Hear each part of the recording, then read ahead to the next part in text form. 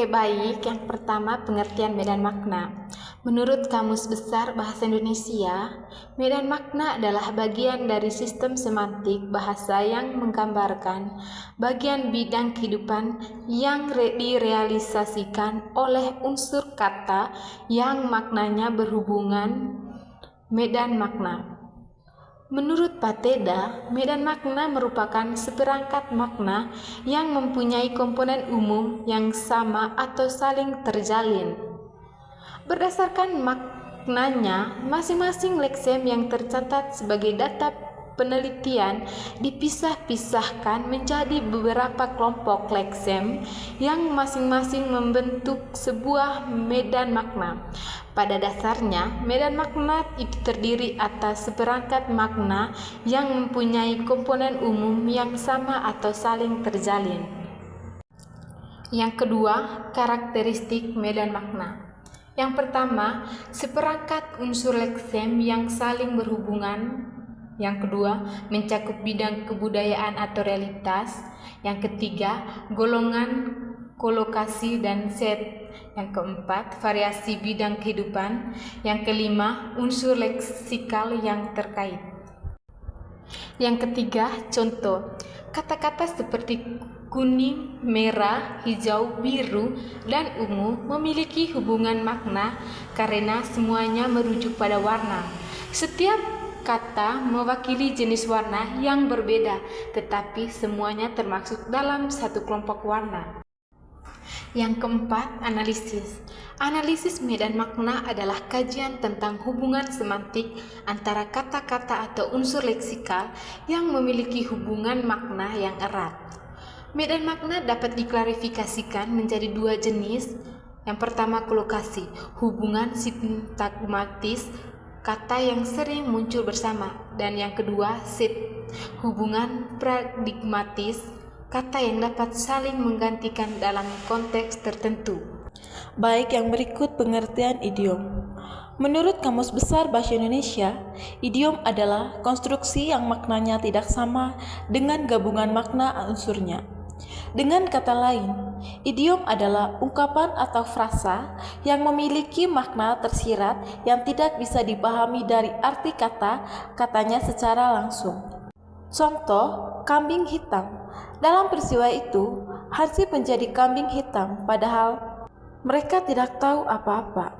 Maknanya, orang yang dijadikan kambing hitam adalah orang yang dipersalahkan dalam suatu peristiwa, meskipun sebenarnya tidak bersalah. Angkatan kaki. Saya langsung angkat kaki dari tempat yang ramai itu. Maknanya, pergi atau meninggalkan suatu tempat. Yang berikut, banting tulang. Ia bekerja sangat keras, membanting tulang untuk menghidupi keluarganya. Maknanya bekerja keras. Idiom menurut Keraf 2001. Idiom adalah pola-pola struktural yang menyimpang dari kaidah bahasa umum, biasanya berbentuk frasa dan artinya tidak dapat diterangkan secara logis atau gramatikal berdasarkan makna-makna kata. Menurut Piatis 1983, idiom adalah ekspresi kata atau frasa yang memiliki makna kiasan yang dapat dipahami dalam penggunaan umum, terpisah dan arti harfiah. Menurut Chair 2009, idiom adalah suatu bahasa atau kata, frasa, kalimat yang maknanya tidak dapat diramalkan dari makna leksikal, unsur-unsur atau makna gramatikal satu-satunya tersebut. Jenis-jenis idiom. Menurut Chair 2007, idiom terbagi atas dua jenis, yaitu idiom penuh dan idiom sebagian. Di bawah ini, peneliti akan menjelaskan yang dimaksud dengan kedua jenis idiom tersebut. Yang pertama, idiom penuh. Idiom penuh adalah idiom yang semua unsur-unsurnya sudah melebur menjadi satu kesatuan, sehingga makna yang dimiliki berasal dari seluruh kesatuan itu. Misalnya, ringan tangan berarti suka membantu. Ciri-ciri idiom. Yang pertama, makna tidak dapat didiamkan. Idiom memiliki makna yang tidak dapat diprediksi atau makna kata-kata penyusunannya. Artinya, Idiom tidak dapat diperoleh dengan menjumlahkan arti setiap kata dalam idiom. Misalnya, besar kepala tidak berarti memiliki kepala yang besar, melainkan memiliki sifat sombong atau angkuh. Yang kedua, satuan bahasa. Idiom dapat berupa kata, frasa, klausa, atau bahkan kalimat.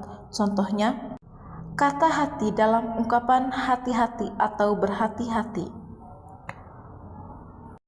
Frasa besar kepala atau sombong, mencari celah atau mencari kesalahan.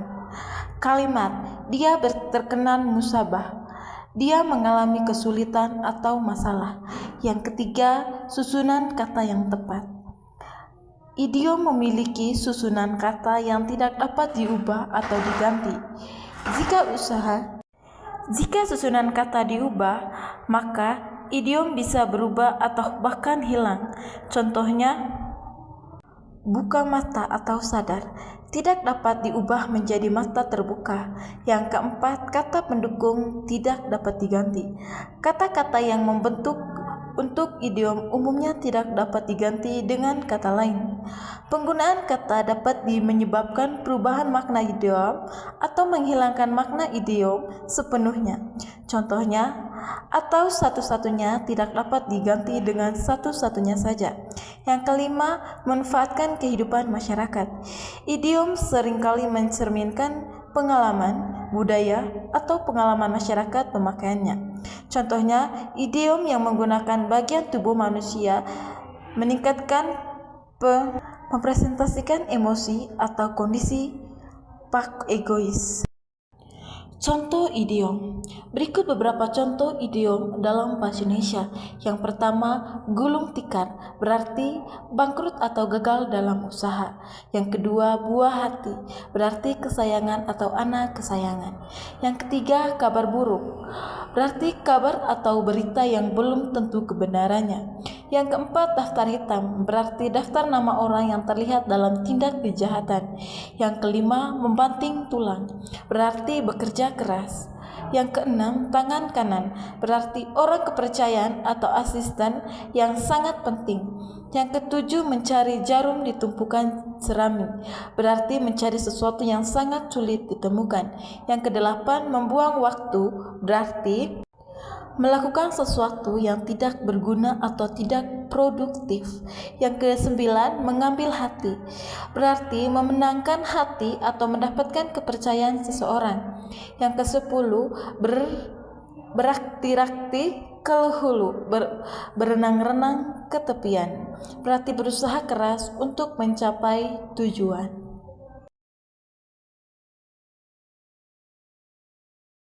Yang berikut pengertian komponen. Menurut Kamus Besar Bahasa Indonesia atau KBBI, komponen bermakna bagian dari keseluruhan atau unsur. Komponen makna adalah analisis terhadap unsur-unsur makna yang membentuk makna suatu kata atau frase. Analisis ini membantu memahami bagaimana berbagai unsur makna bekerja bersama-sama untuk memberikan arti pada suatu bentuk kebahasaan. Komponen makna adalah unsur-unsur terkecil yang membentuk makna suatu kata atau unsur leksikal. Setiap kata atau unsur leksikal memiliki satu atau beberapa komponen makna yang bekerja bersama-sama untuk membentuk makna keseluruhan. Analisis komponen makna membantu kita memahami bagaimana makna suatu kata terbentuk dan bagaimana kata-kata tersebut berhubungan dalam suatu bahasa. Kemudian kita masuk ke jenis-jenis. Yang pertama, komponen bersama atau common komponen. Komponen ini merupakan unsur makna yang secara umum dimiliki oleh beberapa leksikal dalam sebuah medan leksikal. Contoh, dalam medan leksikal, kucing, komponen bersama mungkin adalah binatang mamalia yang kecil dan lucu. Yang kedua, komponen pembeda atau diagnostis komponen. Komponen ini merupakan unsur makna yang membedakan suatu leksem dengan leksem lain dalam medan leksikal. Contoh dalam medan leksikal kucing, komponen pembeda bisa berupa jenis hewan atau anjing versi kucing, ukuran atau kucing versi singa atau warna bulu. Yang ketiga, komponen suplemen atau suplemen komponen. Komponen ini merupakan unsur makna tambahan yang tidak selalu ada dalam semua leksem, tetapi dalam memberikan informasi lebih detail atau spesifik tentang leksem tersebut. Contoh dalam medan leksikal kucing, komponen suplemen bisa berupa ukuran tas, warna bulu, Karakteristik perilaku. Ciri-ciri komponen. Ciri-ciri komponen makna meliputi kemampuan yang pertama, membedakan makna antara kata-kata. Yang kedua, membangun makna kata secara keseluruhan. Dan yang ketiga, dikategorikan menjadi komponen bersama, komponen pembeda, dan komponen suplemen. Yang kedua, elaborasi. Kemampuan membedakan makna. Komponen makna membantu untuk memahami perbedaan makna antara kata-kata yang memiliki kemiripan makna. Misalnya, kata ayah dan bapak memiliki komponen makna yang berbeda terkait dengan status apapun. Ketiga, membangun kata. Komponen makna bekerja bersama-sama untuk membentuk makna kata secara utuh. Setiap komponen memberikan kontribusi untuk berhadapan dengan arti keseluruhan. Kemudian, kategori komponen. Komponen makna dapat dikategorikan menjadi yang pertama, komponen bersama atau common komponen. Komponen yang menunjukkan kesamaan makna antara kata-kata dalam sebuah medan leksikal. Komponen pembeda yang membedakan makna antara kata-kata yang serupa. Kemudian komponen suplemen, komponen yang memberikan makna tambahan atau detail pada makna inti. Analisis biner. Analisis komponen makna sering menggunakan pendekatan biner yang menunjukkan keberadaan atau ketidakadilan suatu ciri dalam makna. Kemudian variasi komponen. Komponen makna suatu kata dapat bervariasi tergantung pada konteks dan pengguna. Contoh-contoh komponen makna. Yang pertama, makan. Komponen makanan atau alat makan berupa sendok atau garpu. Kegiatan menelan, memenuhi kebutuhan nutrisi rasa, enak, pahit, asin, dan lain-lain.